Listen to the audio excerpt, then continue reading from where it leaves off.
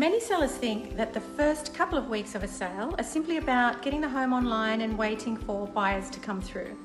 But the first 14 days actually set the tone for the entire campaign, not just in terms of buyer response, but in confidence, communication, and control of the sale process.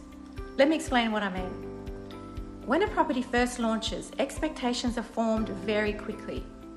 Buyers form expectations about value, agents form expectations about demand, and sellers begin forming expectations about how the campaign is tracking.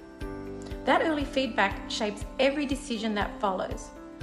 When inquiry and inspection levels are healthy early, confidence builds across the board. The agent can then run a stronger campaign, the seller feels more assured, and buyers sense that the home is in demand. The conversations are clearer, decisions are more confident, and negotiations tend to be a lot firmer. It's quite common for us to be approached by sellers who are looking for guidance, who've launched without really understanding this concept, and they're now midway through their campaign. They've been disappointed by the lack of interest, and they're losing confidence in their agent.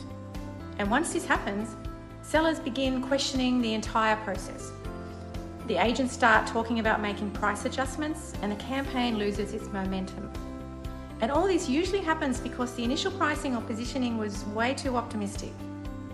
At that point, even good properties can feel harder to sell, not because of the home itself, but because the tone of the campaign has shifted. So instead of moving forward confidently, everyone becomes reactive. And this is why those first 14 days are about far more than inspection numbers.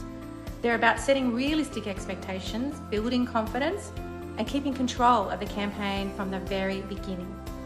If you're planning to sell, especially if you're downsizing, approaching those early stages strategically can make the entire process smoother and much more successful.